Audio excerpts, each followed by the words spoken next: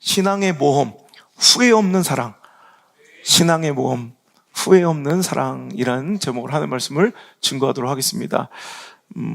지난주부터 영적인 모험, 신앙의 도전에 대해서 말씀을 전하고 있습니다.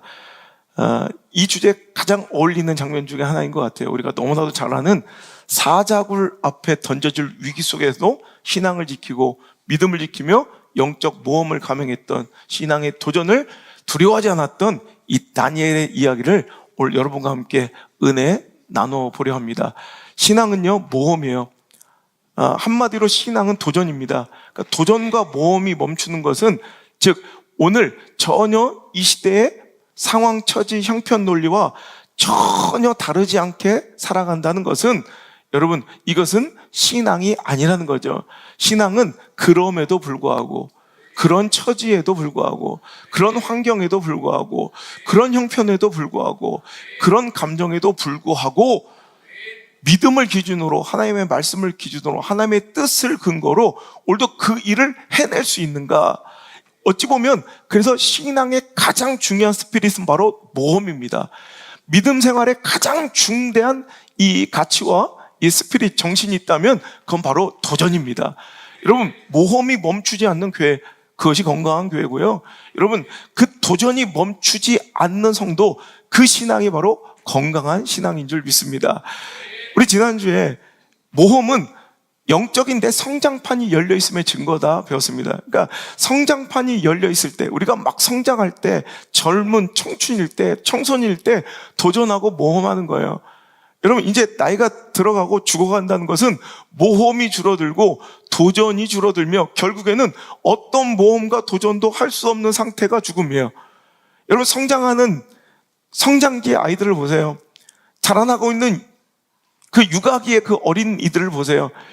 끊임없이 도전합니다. 끊임없이 모험합니다. 그게 바로 성장의 정체예요. 성장하고 있으면 무조건 모험합니다. 도전합니다.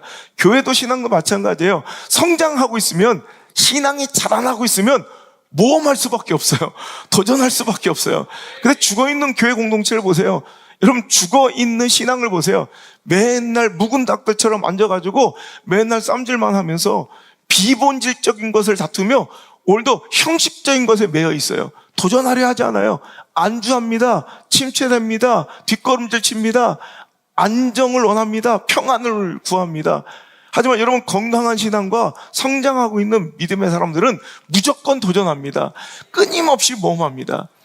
오늘 여러분, 성장판이 열려있는 영적 성장의 증거가 모험이라면, 오늘도 여러분, 그 모험과 도전을 이끌어내는 원천, 그 모험을 가능케 하는 힘은 바로 사랑입니다. 사랑.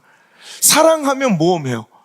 여러분, 완전히 다른 환경에, 여러분, 지금까지 살았던 방식을 버리고 완전히 다른 나라에 가서 여러분, 직업도 바꾸는, 내가 지금까지 해보자 했던 공부를 시작하며 이런 연거푸 이어지는 실패에도 모험할 수 있는가? 여러분, 이건 그냥 일반적인 상황에서는 불가능한 거예요. 근데 사랑하면 이게 가능해요. 일례를 들어볼까요? 몇 년 전에 일본에, 여러분, 우리가 잘 알고 있는 나루히토 일왕의 이제 조카인 마코 공주 아십니까? 마코? 여러분, 마코 공주가 일반인과 사랑에 빠졌어요. 그러니까 인터내셔널 크리스천 스쿨 다녔는데 국제 기독학교를 다니다가 거기서 만난 고무로라는 이 일반인과 사랑에 빠졌습니다. 근데 고무로의 그 집안이 별로 그렇게 좋지 않아요. 그래서 여러 가지 스캔들이 터집니다. 그 엄마가 막 금전적 문제가 있고. 그러니까 이 왕족들을 굉장히 이게 우상시하고 신령시하는 일본의 문화에서는 저런 천한 스캔들, 막 일반인보다 못한 비상식적인 이런 집안과 이 왕가가 결혼한 것을 극렬히 반대하고요, 굉장히 싫어합니다. 그러자 이 마코 공주는 지금까지 누려왔던 모든 왕족 생활을 청산하고 왕족으로서 받을 수 있는 모든 품위 유지비, 그 모든 이 국가의 이런 지원도 다 거절한 채 왕족에서 탈퇴해서 이 고모로라는 친구와 결혼하기를 선택합니다. 일본에서는 할 수 없어요. 일본의 정서상. 그래서 미국으로 가요. 그 미국에 가가지고 어떻게든 먹고 살아야 될 거 아니에요. 그래서 이 고모는 너무 고맙잖아요. 공주가 자기를 위해서 그 모든 걸 버려서. 그러니까 이제 공부를 열심히 합니다. 그 변호사가 되기로 열심히 공부해서 시험을 봤는데 당당하게 떨어집니다. 그 사랑에 힘입어서 다시 한번 열심히 도전했습니다. 그 두 번째 시험 만에 드디어 떨어집니다. 세 번째 시험 만에 얼마 전에 이제 변호사가 되었다는 소식이 들리더라고요. 여러분 아세요? 그래서 마코 공주와 이 고모로는 뉴욕주의 변호사 시험에 붙어 변호사 생활을 시작하면서 지금 뉴욕의 임대 아파트에 살고 있어요. 여러분 완전히 자기가 살았던 방식과 자기가 살았던 환경과 모든 직업까지도 다 포기하고 바꿀 수 있는 이 모험 어디서 시작돼요? 사랑에서 시작돼요. 사랑하면 모험해요. 사랑하면 도전해요. 막 그냥 이런 모험과 이런 성격, 성향의 차이가 아니에요. 그냥 모든 것을 여러분 사랑하면 거의 이런 사업 왜 해요? 안정적으로 직장 다니지 공무원 하지 왜 사업해요? 돈을 사랑하니까 그래요. 사업자들 돈 사랑하는 이걸 부정적인 개념을 볼 게 아니에요. 돈에 대한 애착과 사랑이 있으면 사업해요. 그 수많은 리스크, 위험을 감내하는 것이 사업이에요. 이게 모험이에요. 사업은 절대 안정적이지 않아요. 하지만 내가 다른 일보다 돈을 사랑하면 열정이 있으면 돈에 대한 열정이 있으면 사업해요. 학위에 대한 열정, 내 명예에 대한 열정이 있으면 유학 가요. 이런 권력을 사랑하면 때로는 그 모든 내 소중한 것을 잃을 각오로 여러분 어떤 때 보면 무모해 보이는 그 정치판에 뛰어들어요. 여러분 무언가 사랑하면 그 모험이 가능하다니까. 전 지금 20년 전 제가 여기 홀로 내려와서 결혼을 해야 되겠는데 선을 본 게 우리 집사람이에요. 지금 여러분 아시죠? 저 운전 못하는 거. 제가 갈 수 있는 곳은 딱 정해져 있습니다. 롯데와 롯데. 뭐냐면 부산 쪽은 저 롯데 아울렛까지가 제가 운전할 수 있는 유일한 범위입니다. 그 넘어는 한 번도 운전해 본 적 없어요. 또 울산 쪽은 롯데백화점, 삼산동 딱 그 루트 아니면 전 지금까지 가본 적이 없어요. 운전 안 해요. 못 하겠어요. 어디죠? 로타리 있는데 공업탑 거기서 2시간째 돌았던 나의 애타는 마음을 알아요? 그 이후로는 다시는 전 그 루트 아니면 가진 않아요. 그러니까 울산의 롯데백화점, 저 부산의 롯데 아울렛 딱 거기까지가 내가 운전할 수 있는 범위예요. 그런데 용호동 여자를 만난 거야. 저 막 그 벼랑 끝에 사는 지금도 이해가 안 되고 지금도 찾아가라 못 찾아가요. 내비게이션이 없던 그 시절에 지금 내비를 켜고도 못 가는데 내비도 없던 그 시절에 모험을 한 거예요. 여러분 사랑은 모험을 가능케 해요. 돌아오는 길에 역주행하는 택시를 만나 죽을 뻔했어요. 그 도전 속에 여러분 내가 결혼에 성공한 거예요. 여러분 그거예요. 모험은 도전은 그 원동력이 바로 사랑에 있는 것 같아요.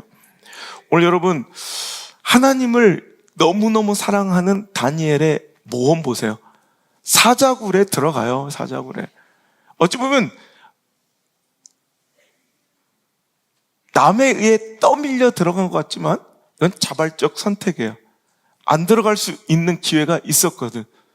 자기가 선택할 수 있는 그런 선택 가운데 그는 능동적으로 오히려 사자굴을 선택하는 신앙의 모험을 감행합니다. 오늘 이 사건 속에서 우리가 배워야 될 이 3가지 가치를 한번 찾아보기를 원하는데요. 첫 번째는 모험이 답이다라는 거예요. 즉 피하지 말고 당당하게 맞서야 끝납니다. 존 파이퍼가 쓴 모험이 답이다. Risk is right 이라는 제 Risk is right. 모험이 답이에요. 신앙은 둘러가고 피해가고 도망치면 해결되지 않아요. 믿음의 역사는요, 부딪혀야 끝나요. 맞닥뜨려야 끝나요. 그러지 않고서는 결단코 끝나지 않아요. 여러분, 우리 일상생활도 그래요. 여러분, 우리 삶 속에서 오히려 피하고 주저하고 머뭇거리며 뒷걸음질쳐 아직까지도 징글징글하게 지긋지긋하게 끌고 다니는 문제 덩어리들이 있어요. 빨리 끝내버려서 했는데 맞닥뜨리면 끝인데, 우리 지난주에 현대 정주영 얘기했죠. 정주영 회장이 저 나룻배를 타고 건너야 되는데 뱃삭이 없는 거에 가출한 그 어린 소년에게는 하루 종일 한나절을 고민하다가 해가 뉘엿뉘엿질 때 에이 그냥 모르겠다, 그냥 배에 타버린 거예요. 무일푼으로. 당연히 뱃삭을 내야 될 때 그는 무일푼임을 고백하고 그 나룻배 뱃사공에 어마어마한 그 손에 그냥 귀시야사기를 맞고 나가 떨어져 펑펑 옵니다. 연막 후회할 짓을 왜 해? 그래, 맞아요. 너무 후회돼요. 이렇게 한 방 받고 끝날 거면 차라리 빨리 아침에 탈 걸. 하루 종일 머뭇거리는 거 후회해요. 여러분, 맞고 나니까 아무것도 아니라 한 대 귀시야사기 맞으면 끝나더라는 거예요. 우리 일상은요, 그거 하나 맞을, 그거 하나 감당할, 그거 하나 맞닥뜨릴 용기가 없는 거예요. 맨날 그지가, 내가 여러분, 기억나시죠? 제가 어릴 때 그 한 놈이 내 옆에서 그 얘기 하나가, 초등학교 때 들었던 그 얘기 하나가 나를 거의 고등학교 1학년 때까지 사로잡았던 샴푸 귀신 얘기. 우리 옛날에 머리 감을 때 막 눈 뜨지 마라. 머리 감을 눈앞에 뭔가 있는 것 같은 느낌이 들지. 그 얘기를 들으면 진짜 머리 감으면 앞에 뭐가, 그게 귀신이 이렇게 내 얼굴 앞에 와서 이렇게 내 눈하고 이렇게 마주고 있는 거래. 눈 뜨면 귀신 눈하고 마주친다는 거예요. 그때 어린 그 시절에 그 친구 한마디에 희한하게 괜히 머리만 감으면 그 생각이 나는 거예요. 눈을 못 뜨고 있다가요, 나 고1 때 너무 자존심이 상하는 거예요. 내가 언제까지 막 괜히 막 노래도 막 크게 불러가면서 눈을 못 뜨겠는 거예요. 나는 지금 겁나서 눈 못 뜨는 게 아니야. 샴푸가 들어가서 따가워서 못 뜨는 거야. 막 이렇게 막 안위하지만 실은 내 마음의 공포와 두려움이, 여러분, 지긋지긋한 공포 한 10여 년 따라다닌 거야. 그날 에라 모르겠다. 오늘 같으면 안 그래도 외로워 죽겠는데 귀신이라도 눈이라도 맞아보자. 그래서 눈 팍 뜨는데 아무것도 없더라고. 그날부터 깨달았어. 여러분, 인간이 왜 공포를 느낀 줄 알아요? 인간만이 상상을 할 수 있기 때문이래요. 인간에게는 상상력이 있어서 그 상상력이 불러오는 것이, 그래서 영화에서 그래요. 가장 무서운 공포는 인간의 상상력이래요. 그래서 공포 영화를 보면 뭔가 딱 등장하면 실은 별로 안 놀라는데 그 전까지가 힘들어.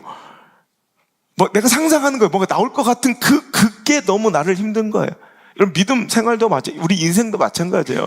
자꾸 내가 그 공포를 상상하고 내가 그 두려움에 맞닥뜨릴 자신이 없어서 자꾸 피해 다니며 이 고통은 이렇게 클 거야, 이 고통은 이렇게 아플 거야, 자꾸 상상하다 보면 여러분, 결국 자꾸 그 문제와 맞닥뜨려, 그 도전과 모험과 오늘도 맞닥뜨려 그것을 뛰어넘을 이제 마음마저도 포기한 채 맨날 뒷걸음질 치고 맨날 도망치는 인생이 되더라는 거예요.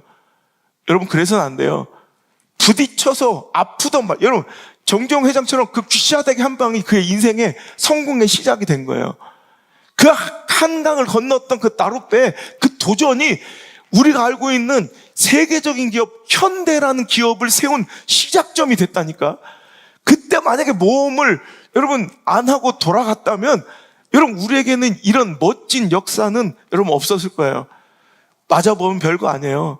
여러분, 맞닥뜨려 보면 내가 생각했던 것보다 그렇게 크지 않아요. 여러분, 제가 항상 얘기하죠. 저는 어떤 선택과 결정, 제가 어릴 때부터 이 데일 케네디의 인간관계론 혹은 성공론 이런 것들을 책 읽으면서 어릴 때부터 이런 의식들, 뭔가를 선택할 때 최악, 내가 당할 수 있는 모든 리스크를 아주 최악까지 다 설정해요. 내가 이렇게 하면 이렇게 이것까지 최악으로 치다 그러면 내가 여기까지 가겠구나. 오케이, 내가 이걸 받아들일 각오를 하는 거예요. 내가 이 최악의 상황을 맞닥뜨릴 각오를 하고 그 선택하고 가는 거예요. 그럼 내가 지금까지 그 10대 소년 때부터 지금 50살 다 될 때까지요, 지금까지 그 최악의 결론까지 갔던 적이 한 번도 없어요.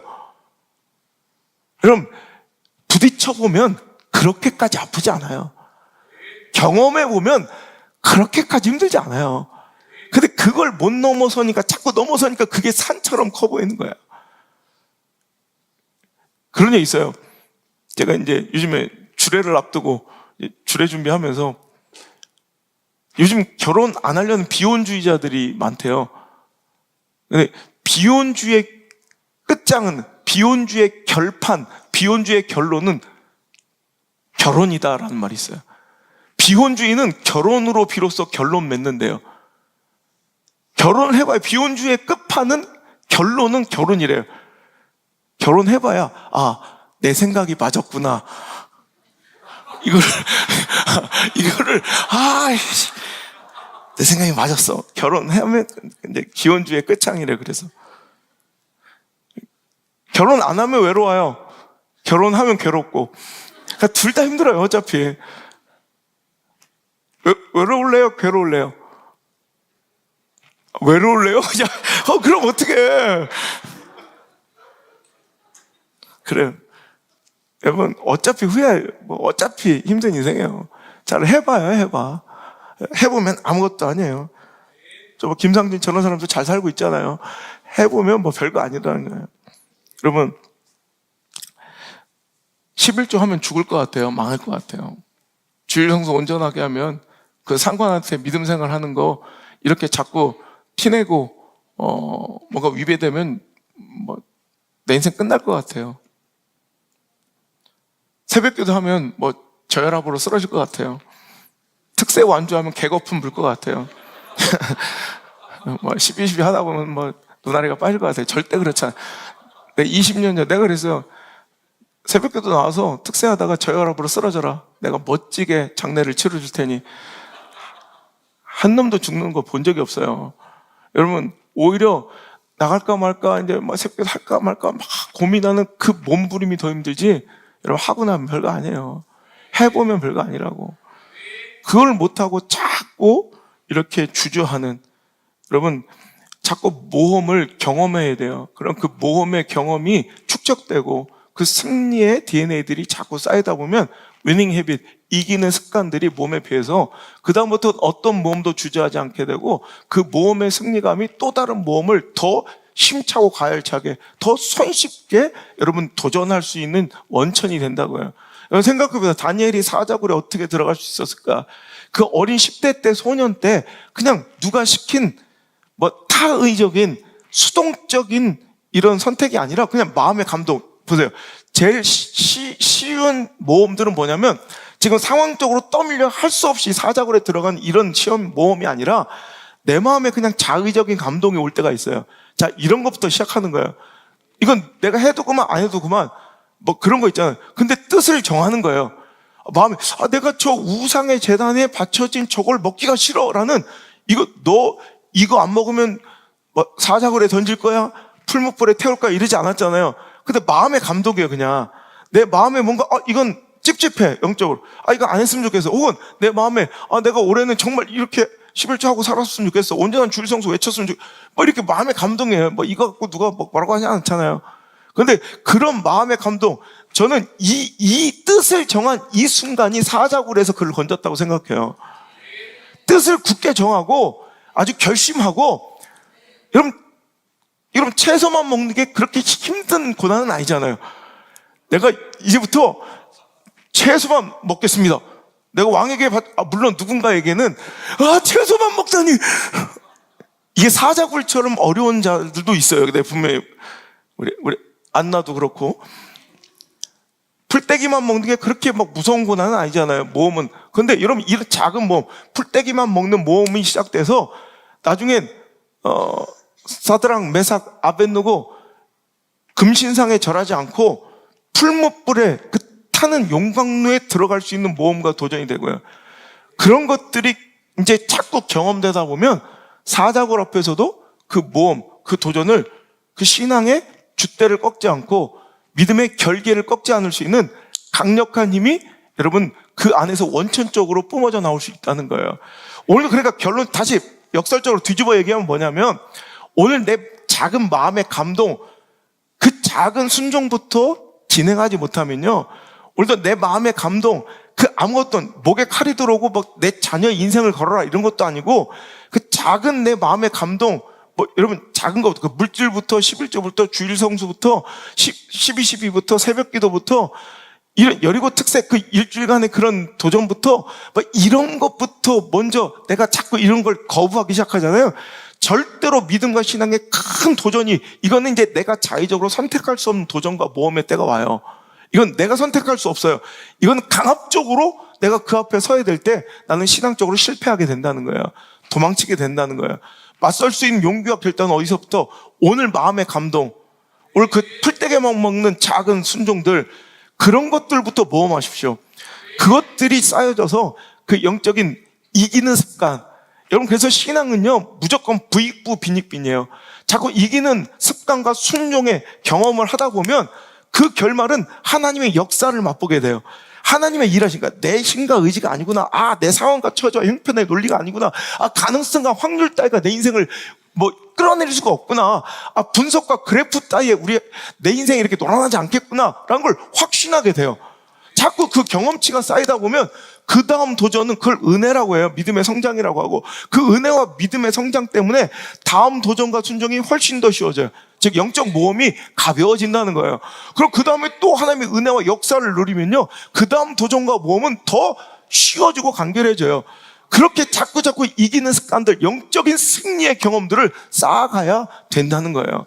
오늘도 여러분 작은 마음의 감동들, 오늘 도전 주신 것들, 오늘 지난주부터 모험 결단한 것들, 여러분 그 작은 것부터 실행해 가시길 바라고 순종해 가실 수 있기를 주 이름으로 축복합니다. 그래서 자꾸 그런 작은 모험과 신앙의 도전들을 감동 주셨을 때 그 자꾸 쉽게 스킵 버리지 마요. 이거 아무것도 아닌 거예요. 스킵하지 말고 여러분 그것들을 두려워하지도 말고 여러분 자꾸 그것들을 체험하는, 자꾸 하나님의 역사를 체험하는, 하나님의 영광을 체험하는 그 은혜의 반복들, 그 쌓여짐의 역사가 2023년도에 여러분에게 가득하길 주 여러분 축복합니다. 복 중에 최고의 축복은 뭔지 알아요? 복 중의 복은 반복의 반복. 복 중의 복은 반복된 것은요, 아직 몸에 배어버리고 인생에 배어버려서 여러분 저절로 본능적으로 나오는 축복이 돼요. 그러니까 이 은혜가 반복되잖아요. 승리가 반복되면 여러분 어떤 조건, 어떤 상황에 둬도 그냥 본능적으로 반복적으로 승리하고 반복적으로 감사하고 반복적으로 순종하고 모험하고 도전하는, 그냥 내가 그냥 본능적으로 그렇게 살아가는 멋진 인생들이 될 수 있을 줄 믿습니다. 여러분 자꾸 상상해서 도망치지 말아요. 이렇게 되면 이렇게 될 거, 이렇게 해서 이렇게 될 것 같은데 그렇게 안 돼요. 내가 새벽기도를 월화수목 저혈압이 혈당이 떨어지고 그러다가 오는 길에 새벽기도 오는 길에 막 자빠져서 개거품을 불 것 같은데 막 그렇게 안 돼요. 자꾸 상상하니까 두려워지는 거예요. 그 상상력이 자꾸 나에게 영적 상상력이 이렇게 될 걸, 이게 바로 사단이 준 생각이야. 그 공포, 내가 11조 하다 보면 이분에서 내가 연체가 되고 신용불량자 막 이렇게 돼. 파산이라니. 그렇게 안 돼요. 11조 하다 그렇게 안 돼요. 골프 치다 그렇게 되지. 뭐 허지라 뭐 사업하다가 뭐 욕심부리다가 사기당해서 그렇게 되지. 절대로 11조. 그러니까 믿지 않는 경제학자, 유명한 미국의 경제학자가 죽으면서 했던 유언이에요. 자기가 풀지 못한 난제, 제가 경제학자로서 정말 풀지 못한 난제가 어떻게, 이건 경영논리로 경제학으로는 말도 안 되는데 10의 1을, 아니 소득 수입의 10%를 떼놓고 살아가는 것은, 이건 경영경제학으로는 망해야 되는 법칙이래요. 그런데 어떻게 수입의 10%를 포기하고 살아가는 사람들이 인류 역사의 중심에서 밀려난 적이 없고, 이런 기독교 국가가 오히려 기독교인들이 세계를 지금까지 경제를 이끌어가지 않았던 때가 없다는 건 이 경제학에서 풀지 못한 난제라고 이러면서 탄식하면 죽었던 사람이 있어요. 여러분 절대 여러분 망하지 않아요. 여러분 그런 논리라면 여기서 제일 망해야 될 게 저예요. 여러분보다 막 몇백 배 여러분 헌신하니까. 여러분 제가 20년 전에 그랬지. 백연아 기억나요? 내가 20년대에 보여주겠다고. 내가 그때 20년대 이미 28살 총각 전도사가 봤어도 내가 여기 평생 신앙생활 한 사람보다 내가 더 많이 헌신했을 거라고 그랬어요. 전 물질에 대한 경제적인 것만 하나님께 당당했어요. 그러니까 내가 하나님께서 내가 여기서 내가 그때 밥을 굶을 때요, 준 성미 항아리에 성미를 누가 갖다 놓으면 벌레가 먹은 거, 그거 보일러를 4년 동안 틀지 못하고 삼성에서 계속 지금 제가 그때 제안받았던 삼성의 연봉이 지금 삼성 초임 연봉이 3배인데요. 제가 비자서를 한 케이스만 이 번역해서 넘겨줘도 몇십만 원이에요. 먹고 사는 게 문제가 없다고. 근데 그런 것들을 다 배제하고 다 포기하고 일부러 거절하고 하나님만 바라보고 하나님 주신 것만 먹겠다. 그러면서도 여러분 보일러 좀 못 틀고 살면 어때? 벌레 먹은 쌀 먹으면 어때? 내가 평생 이렇게 살아본 적도 없고 이렇게 살 일도 없을 텐데 캠핑 왔다 생각하면 되지. 돈 내고 캠핑도 가는데 난 그래서 캠핑을 안 가요. 그 거지 같은 살. 나 옛날에 한번 맞이해봐서 나 컨테이너 들어가면 어때? 뭐 내가 언제 평생 컨테이너 살아보겠어? 컨테이너 살면 되지 뭐. 이게 당당한 거예요. 왜? 하나님께서 나를 그대로 두시지 않을 거에 대한 믿음이 확실한 거야. 신뢰가. 근데 그래서 나를 동정하지 말라고. 내가 앞만 봐도 20년 뒤에 나보다 잘 살 사람이 여기 보이지 않는다고. 그러니까 나를 동정하지 말라고. 여러분, 그 상상력, 그 상상이 가져온 공포가 얼마나 크냐면, 일전에도 제가 책에도 썼고요. 여러분 설교도 했지만, 전 여러분의 기억력에 대한 강한 자신감이 있어요. 또 해봐도 될 것 같아요. 1993년 5월 26일에 한 마을 여성이 철사줄에 목이 매어 목을 졸려서 죽은 채로 변사체로 발견돼요. 1993년 5월 26일이에요. 근데 아무런 단서가 남지 않아요. 그저 딱 하나 단서는 그 철사에 묻어있는 DNA가 여성이라는 거. 근데 여자가 여자의 목을 어떤 원한관계인지 철사로 목을 졸라 죽여버린 거예요. 그리고 홀연히 사라졌는데 그로부터 무려 16년 동안 유럽 전역에서 엄청난 강력 범죄 살인 사건들이 막 나오는데 그 얼굴 없는 유령 같은 그 여인이 신철규모하며 유럽 전 지역에서 살인 사건을 벌이는데 아무런 단서를 남기지 않아요. 2007년에는 독일 하일브론에서 2명의 경찰관이 피습을 당하는데 그중 한 명은 의식을 잃었다가 회복이 되었으나 기억 상실증으로 범인을 잡는 데 실패하고요. 한 명의 경찰은 죽었어요. 그런데 거기서 나온 그 DNA도 또 그 여인이야. 한 여인이 경찰관 2명을 피습해서 한 명을 기절시키고 한 명을 죽여버린 거예요. 이제 이 신출귀몰한 이 살인범 또 이 여성에 대한 공포심은 유럽 전역을 뒤덮었고요. 그 경찰관을 죽인 그 사건을 이제 명명해서 그 여인을 하일블론의 유령이라고 불리며 전 유럽은 그 여인을 잡는데 현상금을 무려 30만 유로까지 걸고요. 엄청난 경찰력이 투입돼서 엄청난 돈을 예산을 투입하면서도 그 여인을 쫓는데 그 여인을 검거하는데 실패해요. 그런데 그 엄청난 사건과 범인이 우연한 곳에서 밝혀져요. 2009년 3월에 한 수사관이 불에 탄 남성의 시신의 신원을 알고 불에 완전히 타서 죽은 시신을 이제 검시하는 거예요. 그 사람의 신원을 알고자 DNA를 채취했는데 그 불에 타 죽은 남자가 그 여자인 거야. 분명히 남자인데 이 16년 동안 쫓았던 그 하일블론의 유령이라 불렸던 수많은 사람을 죽였던 이 여인의 DNA가 불에 타 죽은 이 남자에게서 나온 거예요. 멘붕에 빠졌습니다. 이게 도대체 어떻게 된 일인가? 남자인데 어떻게 알고 보니까 이 국립과학수사관의 여자들에게 제공되는 DNA를 추출할 때 쓰는 이 면봉이 문제였던 거예요.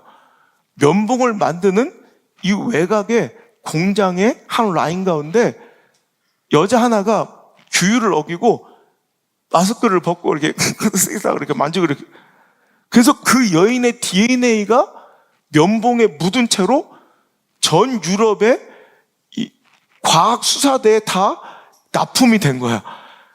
그래서 전국에서 모든 나타난 범행의 그 면봉을 가지고 DNA를 검출했는데 그 여자 DNA가 계속 나왔던 거야. 그러니까 실은 이게 다 별개의 사건이었지, 실은 같은 사건, 같은 범인이 아니었는데, 그 면봉을 만들었던 그 여직공, 그 여공의 DNA가 묻은 채로 이미 팔렸기 때문에 모든 사건에서 이 여자의 DNA가 나온 거예요. 그때 보니까 그 경찰관들이 헛웃음을 치는 거야. 신출 규모라며 갑자기 나타난 사람을 죽이고 떠난 이 여인. 막 그래서 공포에 떨었던 16년 동안은 전 유럽과 경찰을 떨게 했던 이 하이블론의 유령의 정체는 코딱지 쑤시던 여자 이 직공이었다는 거예요. 여러분 보세요. 정체가 밝혀지고 맞닥뜨리면 아무것도 아닌데, 우리가 막 상상해낸 그 공포심으로 우리는 그지같이 찌질이처럼 쪼다처럼 그 모험의 강, 도전의 강을 건너지 못한 채 오늘 이렇게 살고 있는 거예요. 여러분, 상상할 시간에 모험하십시오. 두려워 떨 시간에 도전하십시오. 그럴 때 하나님의 놀라운 은혜 역사가 일어날 줄 믿습니다.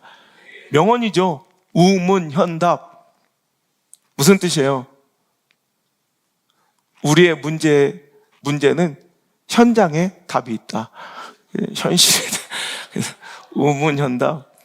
우리의 문제의 모든 답은 현실에 부딪힐 때 현장에 답이 있지, 책상머리에서 끙끙 앓고 고민하고, 여러분 행동해야 될 때 꿇어앉아 낑낑대고 기도만 하고 있으면 안 돼요.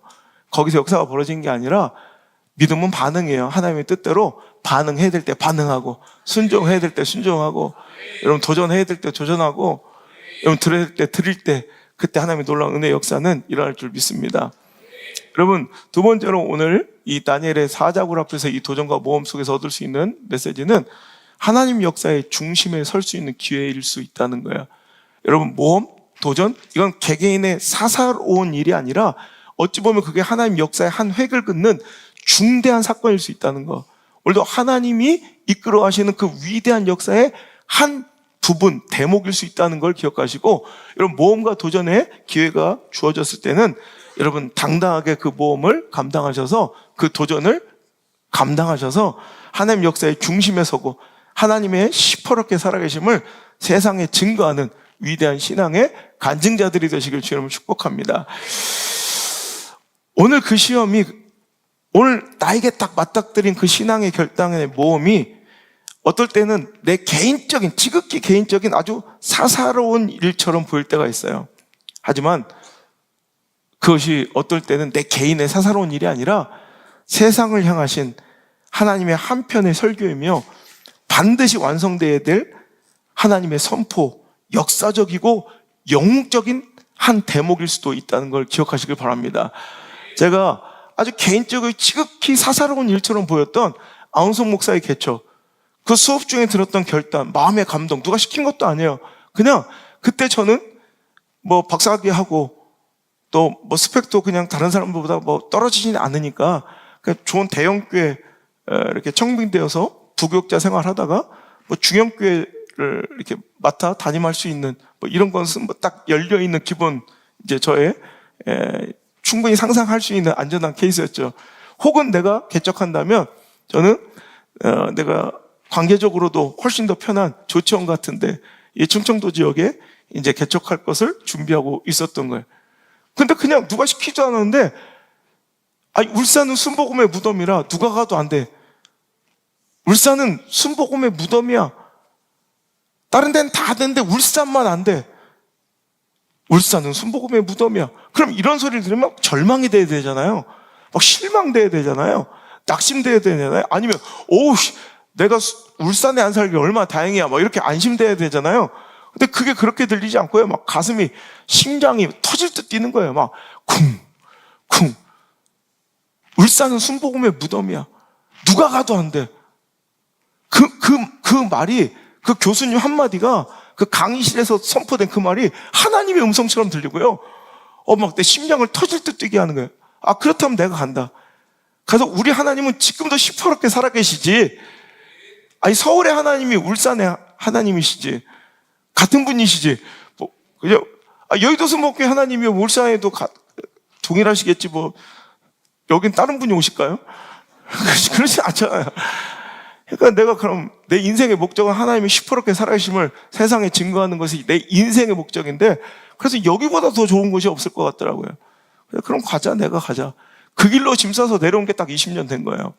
자, 이건 아주 지극히 개인적인 사사로운 선택이고 아주 지극히 사사로운 내 일상이라고 생각했던 그 사건이 실은 알고 보니까 하나님께서 이 시대 가운데 하나님께서 반드시 선포하시고자 하는 하나님의 뜻이었고 하나님의 한편의 설교였다는 거예요.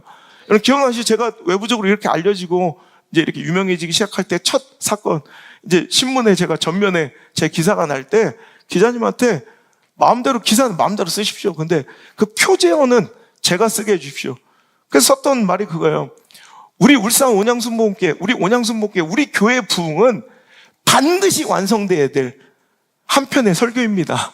그러니까 우리 교회 부흥은 내 야망도 아니고 내 욕망. 여러분 아시잖아요. 내가 큰 교회를 원했으면 큰 교회에서 부를 때 몇천 명 그런 교회 가면 되잖아요. 그냥 그 대형 교회를 담임하는 것이 제 꿈이면 전 벌써 이루죠. 그냥 몇 번 가면 되잖아요. 부를 때마다. 근데 안 가잖아요. 그게 뭐냐면 나는 교회 그냥 성장을 원하는 게 아니라 하나님께서 우리 교회의 성장을 통해서, 우리 교회의 부흥을 통해서, 우리 교회 예배 은혜를 통해서, 우리 교회 영적 건강을 통해서 하실 말이 있는 거야. 하실 말씀이 있는 거야, 이 시대에. 여러분 설교가 하다가 딱 끊기면 돼요? 여러분 설교가 송출되지 않으면 안 되잖아요. 오늘 그럴 위기가 있었다니까. 우리 미디어 성도들은 설교도 못 보고 이 설교 자체는 아예 녹화도 안 될 뻔했다니까요. 보세요. 그럼 안 되잖아. 반드시 선포돼야 되잖아. 하나님 말씀은. 설교가 중간에 끊기거나 설교가 선포되지 않으면 이건 진짜 너무 이게 대사건이잖아요. 그러니까 우리 교회 부흥은 그래서 반드시 완성돼야 된다. 끝을 봐야 된다. 되면 좋고 아니면 말고가 아니라 이 교회에서, 우리 교회 이 자리에서 성공해야 돼. 이 자리에서 성장해야 돼. 왜? 내가 목회 개인적 야망이라면 어디서든 더 큰 교회 하면 되겠지만 여기서 부흥할 때 하나님께서 하실 설교가 있는데 그 설교가 나의 찌질함이나 나의 두려움이나 나의 병약함이나 나의 부정적 비관적 사고 때문에 확률과 상황에 기인하고 그래프와 도표 사이에 내가 주눅 들어서 그런 것들을 못해서 중단돼 버리면 하나님의 설교가 멈춰지는 거예요. 난 반드시 하나님의 설교를 완성하겠다. 이게 제 목회관이에요. 하나님 이 시간 가운데 봤냐 보여주시기를 원하는 그 설교를 어찌 보면 내 개인적인 아주 사사로운 사건들 가운데, 여러분 그래서 어떤 분은 이게 개인의 아주 사사로운 선택처럼 보이는 우리 교회를 선택해서 이사 오신 분들이 많잖아요. 이런 것들이 아주 개인적인 것 같지만 이것조차도 하나님의 설교예요. 저는 막 다 기도해요. 우리 중직자들은 다 웬만하면 이 근처에 살면서 새벽기도 했으면 좋겠어요. 조진영 씨 그 좋은 아파트 팔아버리고 남창에 한 18개 사요. 그냥 나 다 와서 기도했으면 좋겠어요. 새벽기도. 담양에서도 그렇고 광주에서도 그렇고 대구에서도 인천에서 오는데 해운대에서 보는 말이 안 되잖아. 그죠? 여러분, 이건 내 개개인의 선택 모험이 아니에요. 하나님께서 뭔가 시대 가운데 증거하고자 한, 안우성 목사가 여러분, 한 번도 아버지도 못했던, 살아보지 못했던 경상도에, 물 설고 낯선 이 땅에, 여러분, 이렇게 내려올 때는 이게 개인적인 선택이 아니라 하나님께서 뭔가 하실 역사가 있다는 거죠. 오늘 다니엘이 사자굴 앞에 서는 건요, 개인적인 신앙의 모험, 사사로운 일이 아니라 그것이 여러분 시대적으로 얼마나 거대한 하나님의 담론이 담겨 있고 하나님 얼마나 거대한 하나님의 이 역사의 선언과 선포였는지 아세요? 그냥 와우 사자굴에서 살아났대, 이게 문제가 아니에요. 이건 여러분 이스라엘 역사와 하나님의 구속 역사에 엄청난 여러분 상징적인 사건이에요. 자, 보세요. 자, 오늘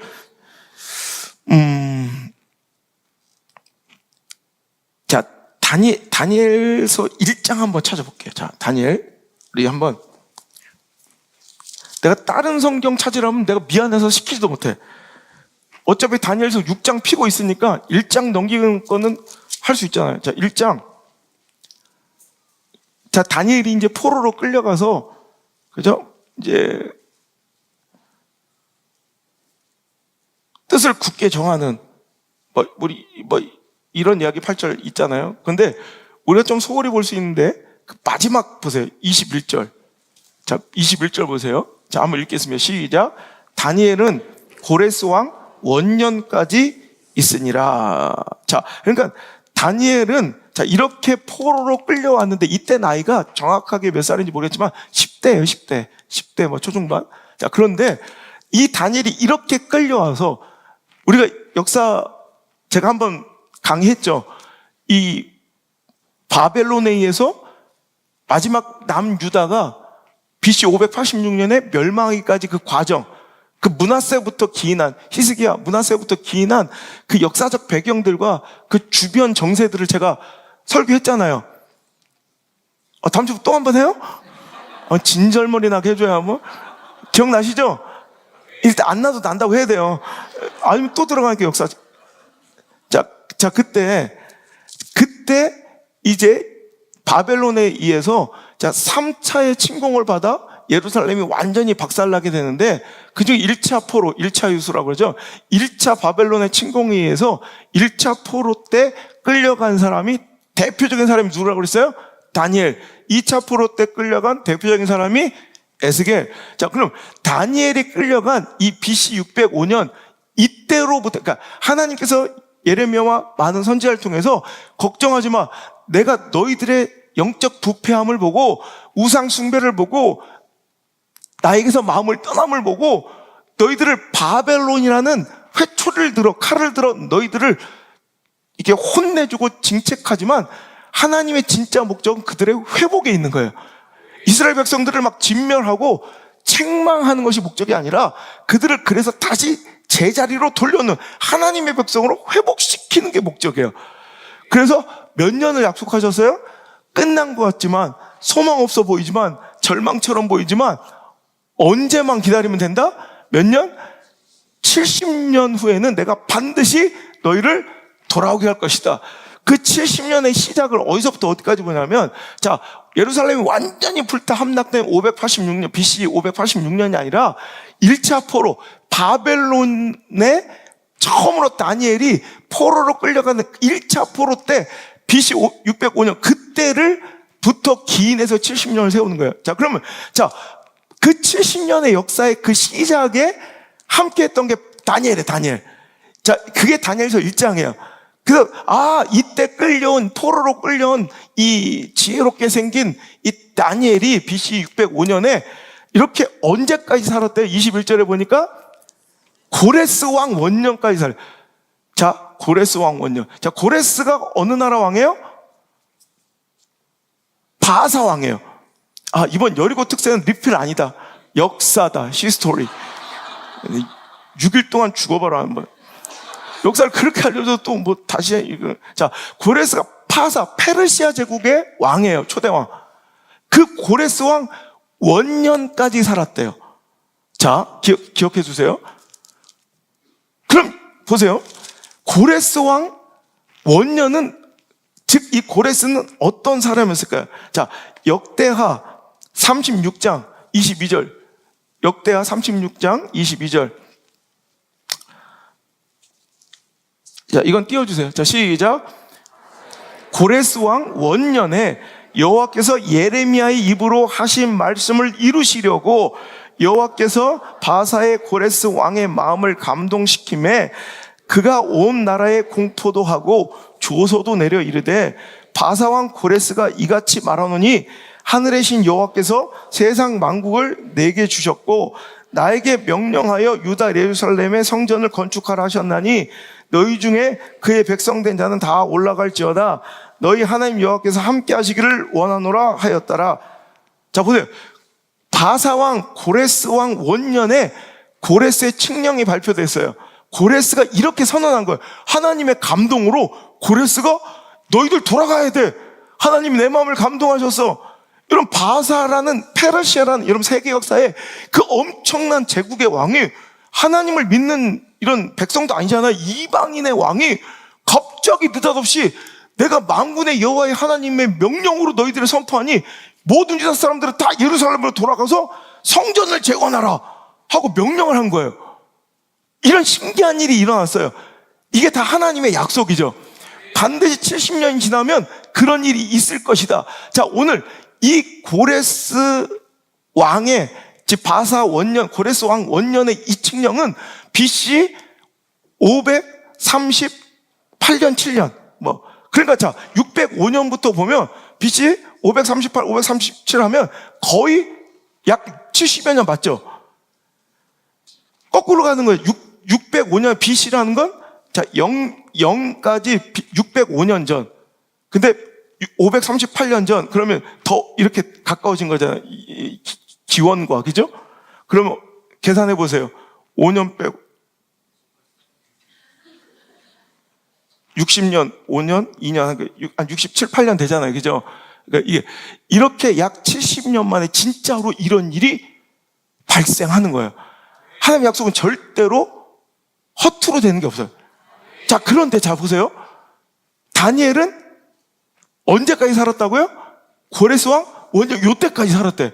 언제 끌려와서? BC 605년에 포로로 끌려와서. 그러니까 자, 이 다니엘의 일생은 딱 하나님께서 예레미야의 입술을 통해서 말씀하신 하나님의 약속 그 70년의 일생과 거의 동일해요. 그 일생 자체가. 그러니까 그가 죽음에 가까워질 때 이미 그는 하나님의 약속을 이루는 증표처럼 돼 있는데 그의 일생이 다 하나님의 그 약속과 일치되어 있는데 10대 때 끌려갔으니까 그의 나이는 그때쯤 돼 80이 훌쩍 넘은 거예요. 자, 그런데 오늘 우리가 보는 다니엘서 6장으로 보면 지금 무슨 시대예요? 자, 6장으로 다시 보세요. 저를 보지 말고. 자, 다니엘서 6장 1절 시작.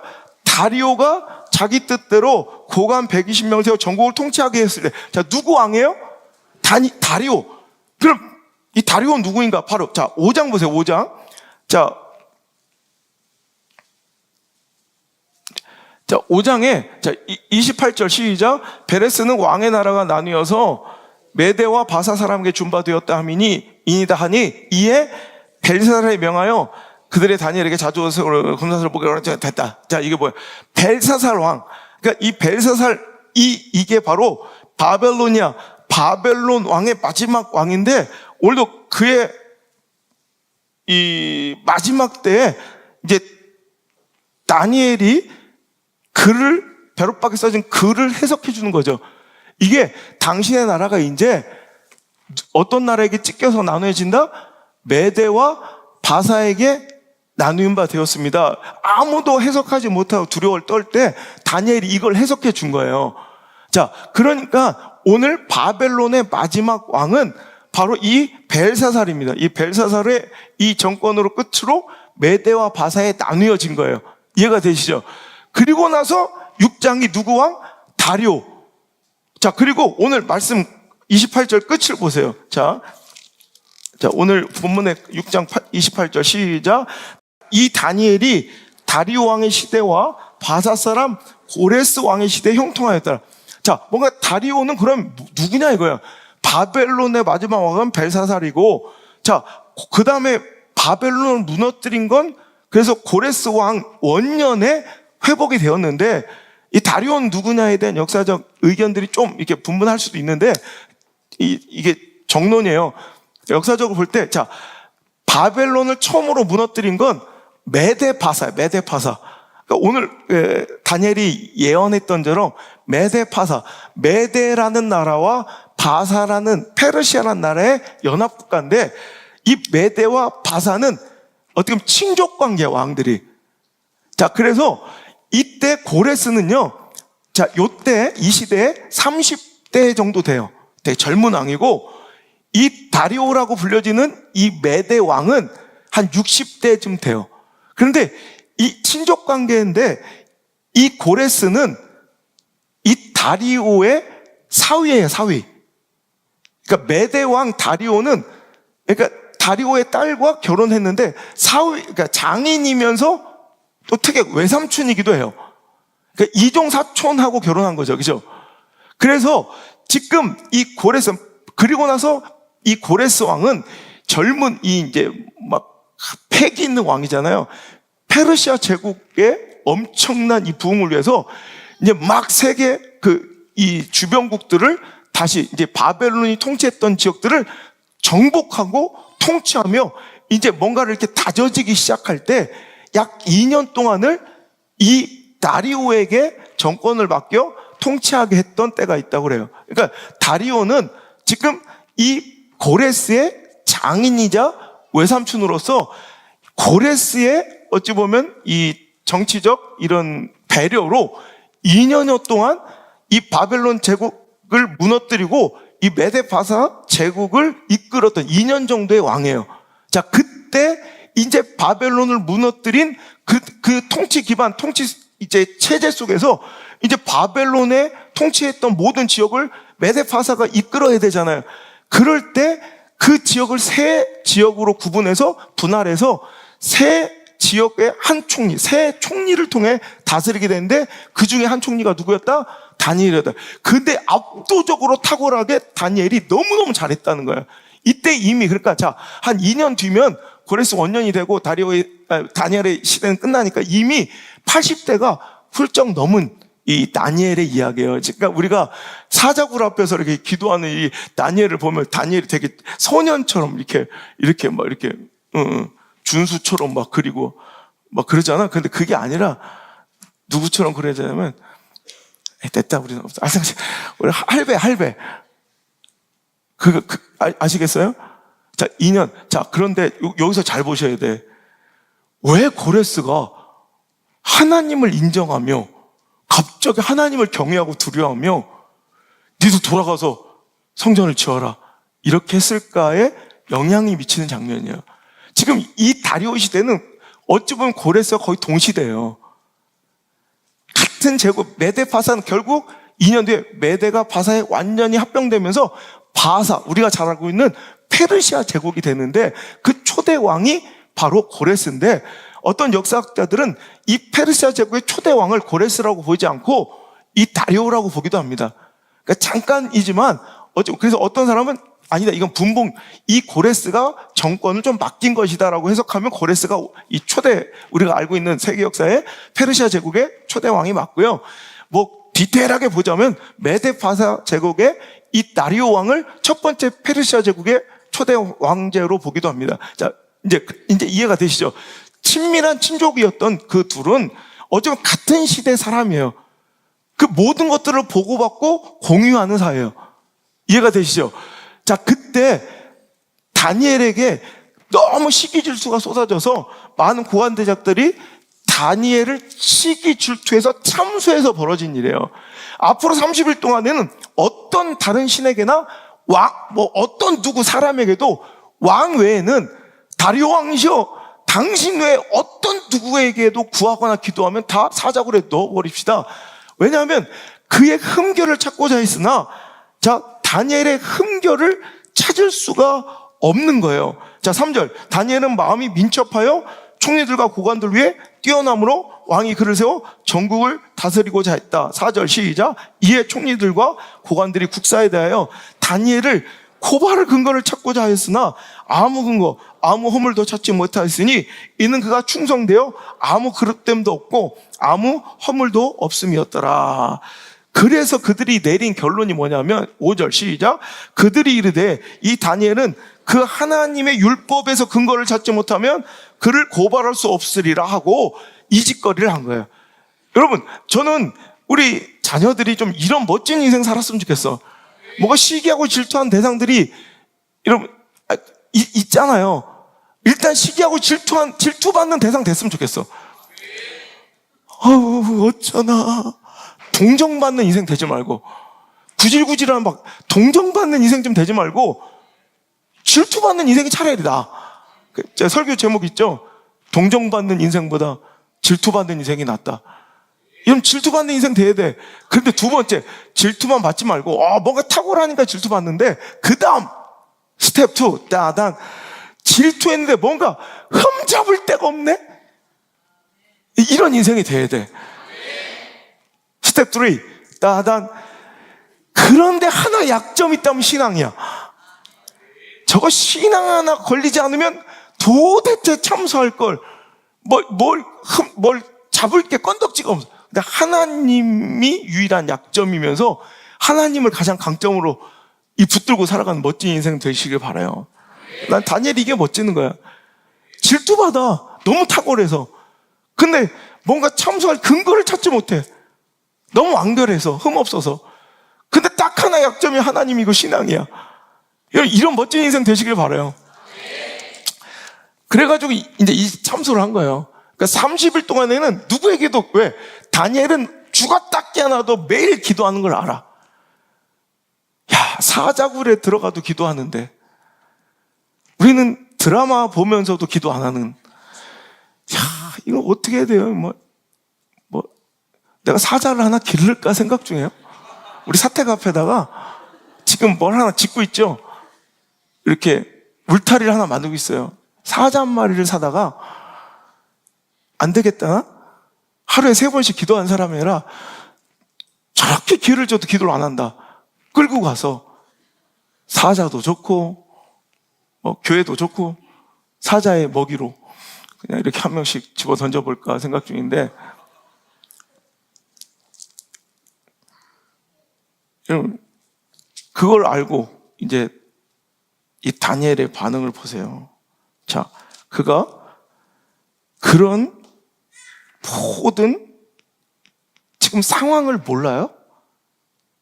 그 결과를 몰라요? 다니엘이 이렇게 하면 어떤 손해가 미칠지 몰라요? 여러분, 우리 직장이나 사회관계 속에서, 인간관계 속에서 지금 고민하는 것들이 있을 거예요.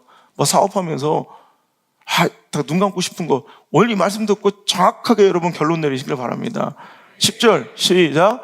다니엘이 이 조서에 왕의 도장이 찍힌 것을 알고도 자기 집에 돌아가서는 윗방에 올라가 예루살렘으로 향한 창문을 열고 전에 하던 대로 하루 3번씩 무릎 꿇고 기도하며 그 하나님께 감사하였더라. 아멘. 기도하는 거예요. 그냥 알면서도 문 활딱 열어놓고 보란듯이 당당하게 기도하는 거예요. 뭐라고 욕하고 조롱하든 보란듯이 그지같이 찌질하게 하지도 않고 딱 문 열어놓고 보란듯이 당당하게 하는 거예요. 왜? 하나님을 신뢰하고 믿었기 때문에. 그래서 그는 당연히 사자굴에 던져졌고, 다니엘을 너무 아끼던 다리온, 왜? 다니엘은 자기 정권에도 너무너무 큰 유익이 되는 사람이었는데, 다니엘을, 이 왕도, 다리오 왕도 알아요. 그들이 참소하는 거, 다니엘을 질투하는 거. 그런데 정치적으로 정무관계, 정무적 판단에 엮여서 어쩔 수 없이 이 인재를 포기해야 되는 이 지도자의, 리더의 엄청난 마음의 아픔이 여러분 느껴지십니까? 자, 할 수 없이 그를 이제 사자굴에 던져 놓은 이 다리오 왕의 반응을 볼까요? 자, 몇 절에 있습니까? 우리 14절. 자, 읽겠습니다. 시작. 다니엘을 구원하려고 마음을 쓰며 그를 건져내려고 힘을 다하다가 어떻게든지 다니엘을 건져내고 싶은 거예요. 그리고 18절도 볼까요? 자, 시작. 밤이 새도록 금식하고 그 앞에 오락을 그치고 잠자리를 마다하지나. 아멘. 그러니까 잠자기를 마다하고요, 막 금식하고요, 밤을 새워. 이렇게 사랑받고 총망받는 다니엘이에요. 여러분, 어찌 보면 고레스까지 3대 제국일 수도 있잖아요. 바벨로니아, 메데 바사, 또 바사, 페르시아. 3대 제국의 그 수많은 왕들을 거치면서도 중용될 수밖에 없는, 정권이 바뀌어도 들어쓸 수밖에 없는 인물. 멋지지 않아요? 그거 막 오히려 더 애타. 다리오가 더, 왕이 더 애타. 막 오히려 다니엘은 담담하게 사자굴로 들어가는데 다리오가 애가 타는 거예요. 자, 그러면서 이 다리오가 이렇게 얘기해요. 자, 16절 한번 읽어볼게요. 시작. 이에 왕이 명령하며 다니엘을 끌어다가 사자굴에 던져넣느니라. 왕이 다니엘에게 이르되 내가 항상 섬기는 너의 하나님이 널 구원하실 거야. 이제 그 입에서 이제 하나님밖에 없는 거야. 이제 다리오 왕은 하나님을 믿는 사람도 아닌데 원래 달을 숭배하는 그런 나라인데요. 그런데 오늘 다니엘에게 뭐예요? 네가 믿는 그 하나님이 널 살려주실 거야. 하나님을 의지하며 18절 어떻게 해요? 금식하고 밤을 새우며 여러분 기도해요. 다리오 왕이. 자, 그리고 나서 이제 나중에 하나도 상하지 않고 그가 나오는 장면을 이제 보는 거예요. 자, 이제 그 이튿날 19절 시작. 이튿날 왕이 새벽에 일어나 급히 사자굴로 가서 다니엘이 든 굴 가까이 이르러 슬피 소리질러 다니엘에게 묻되 살아계신 하나님의 종이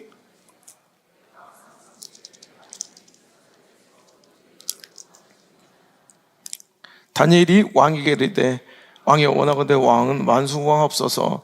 나의 하나님이 이미 그의 천사를 보내어 사자들의 입을 봉하셨으므로 사자들이 나를 상하게 하지 못하사오니 이는 나의 무죄함이 그 앞에 명백하오며 또 왕이여 나는 왕에게도 해를 끼치지 아니하나이다. 자, 23절 시작. 왕이 심히 기뻐서 명하여 다니엘을 굴에서 올리라 하매 그들이 다니엘을 굴에서 올린즉 그의 몸이 조금도 상하지 아니하였으니 이는 그가 자기 하나님을 믿음이었더라. 하나도 상치 않고 올라온 거예요. 그러자 이제 다리오 왕이 명령을 해요. 그 참소했던 자를 다 데려다가 사자굴에 집어쳐넣으라고. 사자굴에. 그래서 막 그들을 그러니까 사자들이 배가 불렀다고 생각할 수도 있잖아요. 다니엘을 안 먹은 것은 우연히 사자들의 포만감, 사자들의 소화불량, 이렇게 느낄 수도 있잖아요. 아니었다는 거예요. 참소한 자들을 던지자마자 바닥에 닿기도 전에 사자들이 곧 그들을 움켜서 뼈까지도 부서뜨렸대요. 사자들은 지금 굉장히 배고프셨어요. 그런데도 다니엘은 눈만 껌뻑껌뻑 할 뿐 다니엘에게 범접하지, 피부 하나 상하지 못하게 했다는 거예요. 여기서 이제 어떤 역사와 고백이 일어나느냐. 자, 26절, 27절 한번 읽어볼게요. 시작. 내가 이제 조서를 내리노라. 내 나라 관할 아래에 있는 사람들은 다 다니엘의 하나님 앞에 떨며 두려워할지니 그는 살아계시는 하나님이시요 영원히 변하지 않으실 이며 그의 나라는 멸망하지 않을 것이요 그의 권세는 무궁할 것이며 그는 구원도 하시며 건져내기시도 하시며 하늘에서든지 땅에서든지 이적과 기사를 행하시는 이로써 다니엘을 구원하여 사자의 입에서 벗어나게 하셨음이라 하였더라. 아멘. 이게 누구의 고백이에요? 다리오 왕의 고백이에요. 자, 그가 선언하고 선포합니다. 믿어 의심치 않습니다. 하나님은 살아계시다. 하나님은 시퍼렇게 살아계시다. 그는 건져내기시도 하고 구하시기도 하실 수 있는, 사자 입에서도 구하실 수 있는 전지전능한 하나님이심을 누가 고백해요? 다리오 왕이 고백해요. 근데 그 다리오 왕의 시대와 동시대의 사람이 누구라고요? 고레스 사람이에요. 고레스. 그 고레스가 2년 뒤에 바사 제국의 황제가 되자 이 이야기가, 여러분, 이 사건이 그에게 전달되지 않고 모를 수가 없는 거예요. 같은 시대에 같은 어찌 보면 제국을 같이 다스렸던 사람이니까. 그러니 고레스 왕 원년에 시퍼렇게 살아계신 하나님의 역사와 증거를 위하여 하나님이 그의 마음을 감동하실 때 그가 아주 아무 거리낌 없이 자기 제국에 큰 손실일 수 있는 유다의 모든 족속들을 예루살렘으로, 이스라엘로 돌려보낼 수 있었던 결단과 선택이 어디서부터 비롯돼요? 저는 이 다니엘의 사자굴 사건이라고 생각해요. 이걸 본 거예요. 이 역사를 들은 거예요. 다리오 왕은 그의 장인이라니까. 이 역사가 여러분 이렇게 중대한 사건이에요. 하나님의 70년의 그 구원과 회복의 역사, 역사적으로 보면, 정치적으로 보면, 외교학적으로 보면 도무지 일어날 것 같지 않은 사건. 어떻게 그 포로된 나라가 70년이라는 민족의 정체성과 자기 정체성을 완전히 잃어버린 그 나라가 어떻게 70년이 되었을 때 회복될 수 있단 말인가? 근데 되더란 말이에요. 하나님의 역사가 이루어지더란 말이에요. 여러분 놀라운 그 마지막 그 역사의 이름에 여러분 다니엘의 이 모험이 사용된 거예요. 여러분 다니엘의 이 고백을 다시 한 번만 읽어봅시다. 자, 다니엘이 이렇게 고백합니다. 자, 22절 시작. 나의 하나님이 이미 그의 천사를 보내어 사자들의 입을 봉하셨으므로 사자들이 나를 상의하지 못하였사오니 이는 나의 무죄함이 그 앞에서 명백하오며 또 왕이여 나는 왕에게도 해를 끼치지 아니하였나이다 하더라. 아멘. 자, 하나님만 믿고 조금 더 상하지 않고 사자굴에서 들려나온 그 다니엘의 역사 삶이 마치 이스라엘과 닮았다는 거예요. 천사들 보내, 바벨론이 사자예요. 마치 사자굴 속에 들어있는 다니엘처럼 바벨론의 입 앞에 놓여진 굶주린 제국 앞에 놓여진 이스라엘 민족이 조금 더 상하지 않고 하나님의 약속과 말씀의 선포처럼 70년이 되죠. 상하지 않고 올라오면 오직 그가 그랬던 것처럼 이스라엘 백성이 여호와 하나님을 믿었음이더라. 이거예요. 그리고 세상 사람들, 다리오가 그랬던 것처럼 모든 시대의 사람들이 다 그를 이스라엘 민족을 보아, 다니엘을 보아, 과연 하나님은 만군의 하나님이요 시퍼렇게 살아계신 하나님이다 라는 걸 인정하더라. 그러더니 그 바사왕 고레스가 성령의 감동, 하나님의 감동으로 그들을 돌려보내더라. 이 사건이 연결되는, 그러니까 어찌 보면 나의 개인적인 사사로운 사건처럼 보이는 이 사건이 실은 하나님 역사의 큰 맥에 여러분 한 획을 긋는 영적이고 시대적이고 역사적인 한 대목일 수 있다는 거예요. 안성만 그럴까요? 여러분 물맷돌 교회 개척만 그럴까요? 아니에요. 오늘 여러분의 그 작은 선택과 순종들이 이 역사의 한 페이지를 같이 적어나가면서 하나님께 이 시대에 설교하고 싶은 그 설교가 완성되고 있음을 여러분 믿으시길 바랍니다. 여러분 설교를 마무리합니다. 여러분 마지막으로 우리가 받아야 될 메시지인 거예요. 그래도 감사하라. 사자굴 앞에 모험을 펼쳐. 아니 내가 하나님 뜻대로 충성하고 일평생을 하나님 뜻대로 살았는데 그의 인생의 결말처럼 보이는, 우리는 그 뒤에 결말을 또 봤지만 어찌 보면 다니엘의 입장에서는 사자굴에 처박히게 된, 사자굴에 들어가는 것이 자기 인생의 끝 결말처럼 보였을 거예요. 근데 그가 사자굴에 들어가게 된, 하나님을 믿는다는 이유 하나만으로, 신앙생활 한다는 그 이유 하나만으로 사자굴에 들어가게 되었을 때 그는 어떻게 반응합니까? 10절 다시 한번 읽겠습니다. 시작. 다니엘이 이 조서에 왕의 도장이 찍힌 것을 알고도 자기 집에 돌아가서는 윗방에 올라가 예루살렘을 향하여 창문을 열고 전에 하던 대로 하루 3번씩 무릎을 꿇고 기도하며 그의 하나님께 아니 이 시간에 이 형편에 그 상황에서 기도의 내용이 뭐예요? 감사의 기도를 드리더라는 거예요. 여러분 신앙생활 중에 감사가 사라진 자들 잘 들으세요. 이런데도 불구하고 감사할 수 있는 게 신앙이에요. 그 허접한 이유에 불평하고 비난하고, 여러분 그 허접한 이유에 시험 들고 섭섭해하고, 여러분 정말 너무 허접하고 사사로운 신앙들 좀 버리고요. 사자굴 앞에서도 그럼에도 불구하고 기도할 수 있는 게 이게 신앙이에요. 이게 믿음이에요. 오늘 보세요.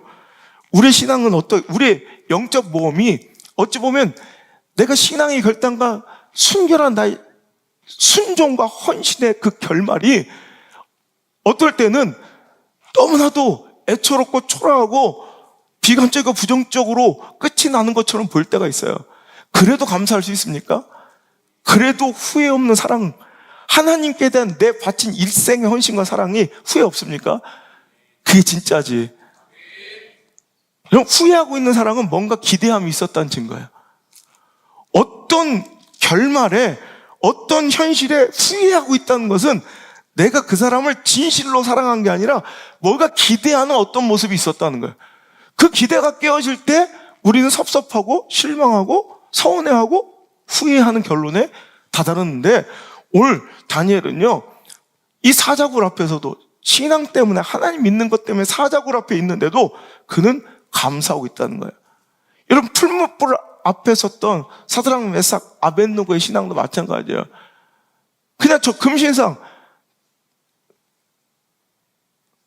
저 금신상 앞에 저 60규빗 이상 30m 10층 건물이야. 10층 아파트 같은 거 어마어마한 건물. 거의 모든 고관대작 불러다가 여기에 절만 하면 산다. 그냥 한 번만 절해라. 내가 믿으라는 것도 아니다. 그냥 믿는 척만 하고 절만 해라. 상황적으로 형편적으로 얼마나 수긍하고 여러분 얼마나 타협하기 좋은 사건이에요. 그런데 아니 그냥 저는 말할 것도 없습니다. 그래요. 막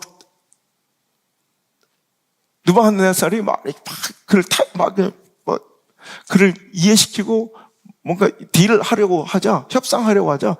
아유, 말할 필요도 없습니다. 저는 말할 필요도 없고, 여러분 17 다니엘서 3장 다니엘 3장.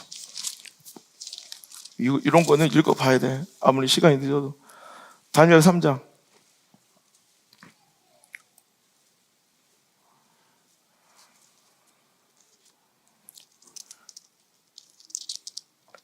자, 16절 시작.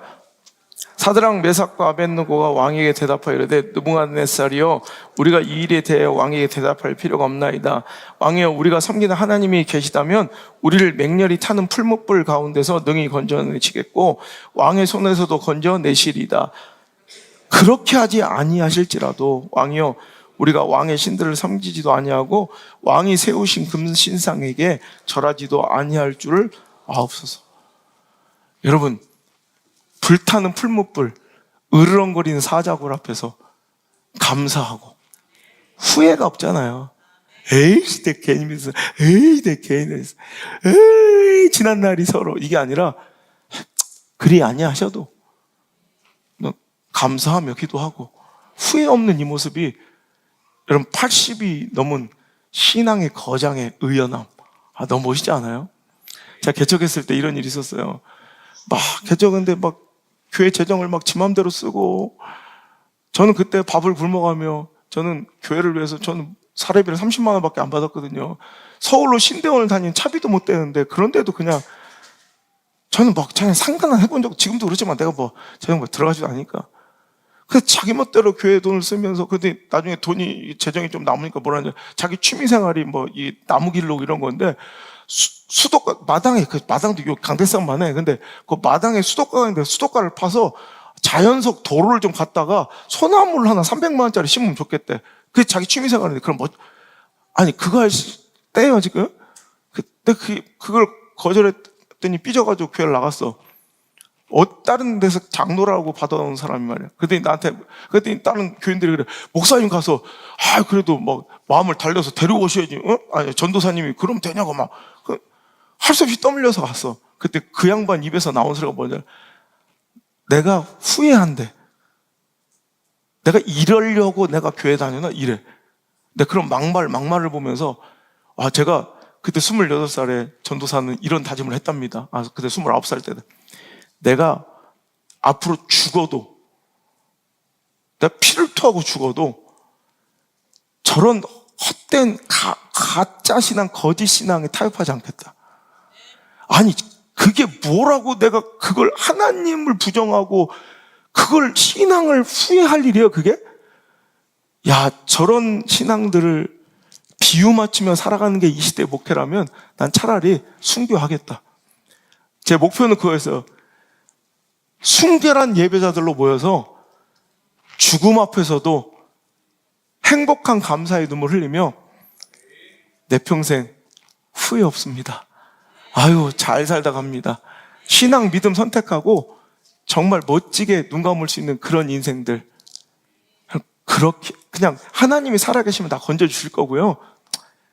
그렇게 하지 아니하실지라도, 그리 하지 아니하실지라도 하면서 살려주시면 좋지.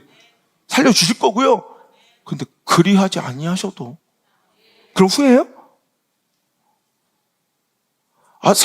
사업을 다시 일으켜 주실 줄 믿죠? 믿어야 돼요. 하나님 살아계신 전능하심. 근데 그리 하지 아니하실지라도 여기까지 가요. 그러면서 풀무불로 들어가요. 얼마나 풀무불이 맹렬했는지 그를 풀무불에 집어넣으러 같이 끌고 갔던 사람이 다 죽었어. 그런데 그들은 혼전해. 여러분, 그러니까 그때 느부갓네살도 이렇게 고백해요. 아마 펴신 김에 다니엘 3장 28절 한번 읽어볼까요? 자, 시작. 느부갓네살이 말하여 이르되 사드락과 메삭과 아벳느고의 하나님을 찬송할지로다. 그가 그의 천사를 보내사 자기를 의뢰하고 그들의 몸을 바쳐 왕의 명령을 거역하고 그 하나님 밖에는 다른 신을 섬기지 아니하며 그에게 절하지 않은 종들을 구원하셨도다. 아멘. 29절 시작. 그러므로 내가 이제 조서를 내리노니 각 백성과 각 나라와 각 언어를 말하는 자가 모두 사드락 메삭 아벳느고의 하나님께 경솔히 말하거든 그 몸을 쪼개고 그 집을 거름토로 삼을지니 이는 이같이 사람을 구원할 다른 신이 없음이니라 하더라. 아멘. 느부갓네살 왕이 바벨론 왕조차 이들의 모험과 도전에 이제 하나님의 살아계심을 경험하고요, 이제 하나님을 경외하기 시작해요. 똑같은 구조예요. 메데파사 다리오 왕도 다니엘의 이 의연함과 신앙 앞에 그 어떤 것도 굴하지 않고 타협하지 않는 그 모습에, 또 그를 건지시는 하나님의 모습에 하나님의 시퍼렇게 살아계심을 인정하고 그를 경외해요. 그를 동시대에 바랐던 코레스는 그 위험하심과 존엄하심을 인정하고 그의 백성을 그 약속대로 풀어주고 회복시켜요. 여러분, 얼마나 위대하고 이런 영적인 인생을 살아야지 맨날 찌질하고 조상한 것 갖고 엎드려가지고 맨날 이러서야 되겠습니까? 여러분, 제가 지난주는 눈물로 일주일을 보냈어요. 너무 의미 있는, 제가 새 집회를 하는데 첫 번째 청주 상상교회, 저희 육신의 고향이에요. 어찌 보면 제 학창시절 동안 지금은 이제 온양 우리 남창이 이제 제일 오래 산, 내 인생 가운데 50년 인생 중에 제일 오래 살다 이제 남창 사람이래요. 뭐지? 난 여기가 이제, 근데 그 전까지 내가 가장 오래 살았던 데가 청주예요. 거기에 가장 대표적인 교회. 거기 가서 옛날에는 벌써 교수님들, 학장님, 총장님들이, 선생님들이 다 줄을 서서 내 사인을 봤는데 막 눈물이 나는 거야. 날 껴안고 막 인사하시는데 막 너무 감격적이더라고요. 그 다음에 이제 서울의 대조동 순복음교회는 우리 엄마 아빠가 거기서 결혼을 하셨어요.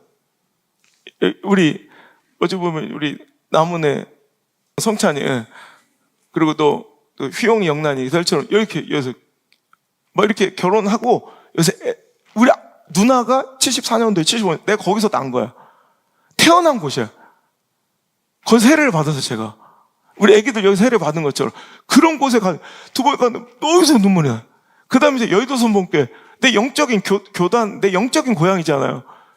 그래서 전 목회자를 대상으로 설교하면서 다 울음받아야 되는데 너무 그냥 과분할 정도로 너무 감사하더라고요. 그래서 오늘 제가 특별히 감사원금을 좀 드렸는데, 그리고 내 감사에는 좀 큰 액수를 드렸어요. 그런데 거기다 내 소원을 안 적었어요. 하나도. 하나님, 여리고 특세 기대하오니 사랑하는 내 성도들 소원을 풀어주시고 응답해달라고 여러분 대신 내가 큰 헌금을 드렸어요. 오늘도. 여러분, 이렇게 간절한 거예요, 목사는. 여러분 꼭 와서 회복하시길 바라고, 응답받길 바라고, 치유되길 바라고, 풀려지길 바랍니다. 근데 그 중에 찬양조, 제가 매일, 여러분 13년 동안 3,000교 이상을 집회를 가요. 이번에 또 전라도 가죠. 그런데 얼마나 많은 찬양을 들었겠어. 근데 앞에서 이제 예배 말씀을 준비하고 이렇게 이제 말씀 전하러 기다리는데 앞에 이제 찬양단이 있는데 마지막 찬양을 딱 하는데 그냥 이렇게 찬양 부르다가 어떤 한 자매가 찬양을 딱 하는데 그냥 그 즉시로 눈물이요 확 쏟아지는 거야. 뭐랄까 막 이해할 수 없는 뭐 노래를 막 그다지 잘 부르는 전문 찬양 사역자도 아니야. 그냥 일반인이야, 집사야. 근데 막 눈물이 막 너무 나는 거야. 주체할 수 없더라고. 그래서 내가 말씀도 막 그 찬양하고 이어서 제가 말씀을 막 전했다. 그런데 나중에 내가 왜 그런지 모르겠다. 목사님 너무 나중에 알게 된 건데, 글쎄, 그 집사님이 30대인데, 얼마 전에 남편이 갑작스럽게 죽었대요. 남편이. 30대, 허망하게 그냥 갑자기 이별할 시간도, 준비할 시간도 없이 그냥 갑자기. 여러분 30대가 얼마나 허망하겠습니까? 이거 얼마나 낙심되고 얼마나 절망적이었어요. 근데 그 친구가 올라와서 떨리는 목소리로 마이크를 잡고 부른 찬양이 바로 오늘 이 찬양이에요. 내가 주를 섬기는 일에 조금도 후회가 없습니다. 저는 주를 섬기는 일에 조금도 후회가 없습니다. 이 찬양을 부르는데 이건 노래가 아니라 삶의 고백이었던 거예요. 저 상황에도 오늘까지 내가 살아온 이 모든 것이 주의 은혜라 고백하는 그 고백이 내 마음을 후벼 팠던 거예요. 그러니까 그 상황을 알지 못하는 가운데서 눈물이 쏟아진 거예요. 그래서 제가 원래 준비했던 설교를 싹 밀고요. 그날 밤새도록 펑펑 울면서 다시 준비한 설교가 오늘 이 설교예요. 밤새도록 울면서 제가 밤을 꼬박 샜어요. 그리고 이 설교를 제가 다시 준비한 거예요. 오늘 여러분, 우리도 다니엘처럼 그 귀한 집사님처럼 어떤 상황적 형편에서도 이렇게 우리 믿음을 하나님 앞에 순결하게 고백드릴 수 있었으면 좋겠습니다. 나는 주를 섬기는 것에 조금도 결단코 후회가 없습니다. 지금까지도 주님의 강한 손이 나를 붙드셨고 지금까지 살아온 모든 것이 다 주의 은혜니 그저 감사하나이다.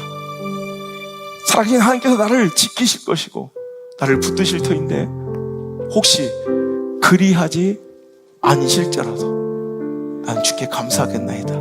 이 고백 입술이 아닌 우리 심령으로 마음 중심으로 하나님께 올려드리는 귀한 시간 되었으면 좋겠습니다.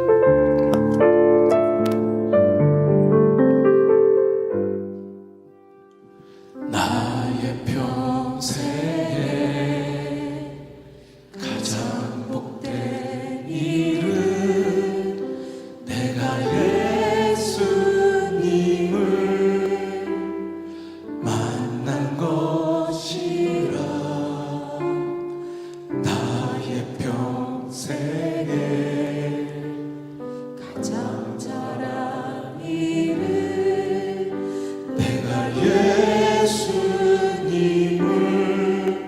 주로 섬긴 것이라. 이 세상 살 동안 내가 걷는 길이 때론 험하여서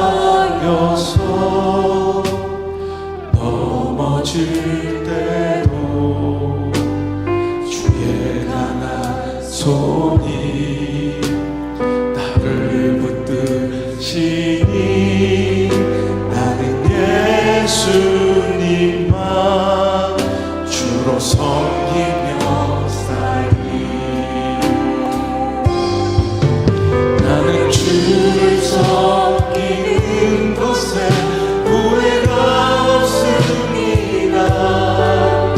내가 걸어온 모든 시간 다 주의 은혜니. 내가 걸어간 모든 날도 주만 섬기며 살리. 오직 예수 이름 부르며 살아가. 나는 주를 섬기는 것에 나는 주를 섬기는 것에 후회가 없습니다. 내가 걸어온 모든 시간 주의 은혜니. 내가 걸어간 모든 날도 주만 섬기며 살리.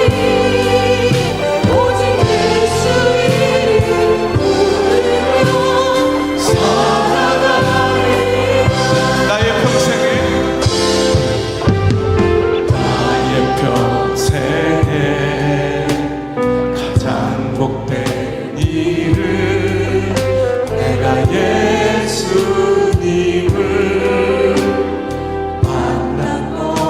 여러분도 그렇습니까?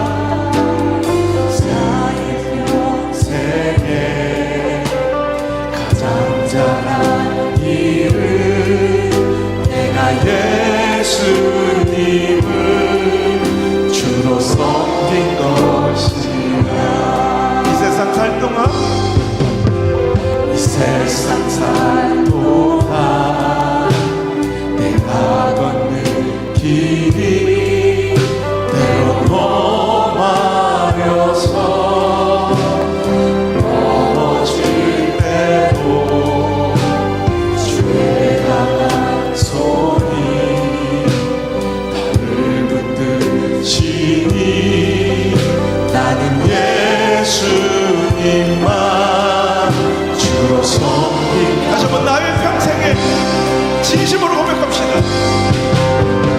나의 평생에 가장 잘한 일은 내가 예수님을 만난 것이라. 나의 평생에 가장 잘한 일은 내가 예수님을 주로 섬긴 것. 이 세상 살 동안,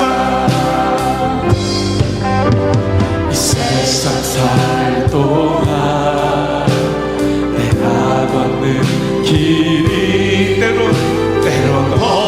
험하여서 넘어질 때도 주의 강한 손이 나를 붙드시니 나는 예수님만 주로 섬기며. 아멘. 나는 주를 섬기는 것에 후회가 없습니다. 내가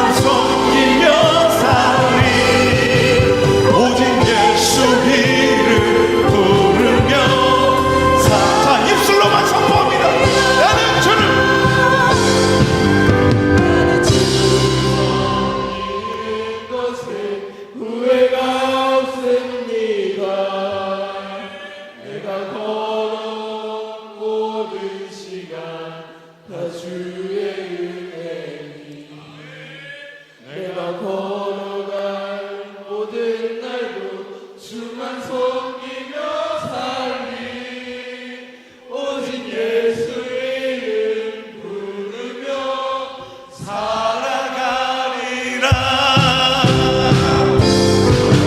나는 주를 서 있는 것에 후회가 없습니다.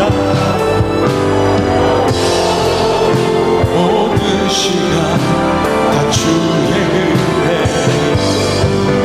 내가 걸어간 모든 날도 주만 섬기며 살리. 오직 예수 이름 부르며 살아가리. 다시 한번. 나는 주를 섬기는 것에 후회가 없습니다. 다 주의 은혜, 내가 걸어간 모든 날도 주만 섬기며 살리. 오직 예수 이름 부르며 살아가리라. 이것이 나의 간증되게 하옵소서. 이것이 나의 삶의 고백되게 하시고 내 모든 선택과 결정과 반응의 근거가 되게 하여 주옵소서.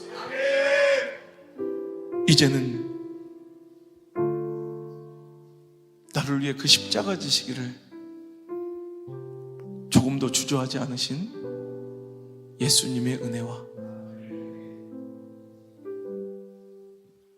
나를 나보다 더 잘하시고 사랑하시는 우리 하나님 아빠 아버지의 그 크신 사랑과 나를 고아처럼 홀로 내버려 두지 아니하시고 늘 갈 길을 보여주시고 부족함을 채워주시고 내 모든 상한 심령 고쳐주시고 내 갈 길을 가르쳐주시는 보혜사 성령님의 그 따뜻한 인도하심의 손길이 오늘 이 자리 나와 주님을 사랑함으로 후회 없는 그 사랑으로 오늘도 영적인 모험 믿음의 도전을 결단하며 하루하루 살아가는 우리 모든 성도님들 그 삶 속에 우리 사랑하는 전국 전 세계 귀하고 위대한 미디어 성전 가족들 머리 위에 이제부터 떠나가지 마시고 1초도 떠나지 마시고 1초도 떠나가지 마시고 영원토록 함께 계시기를 간절히 축원하옵나이다. 아멘.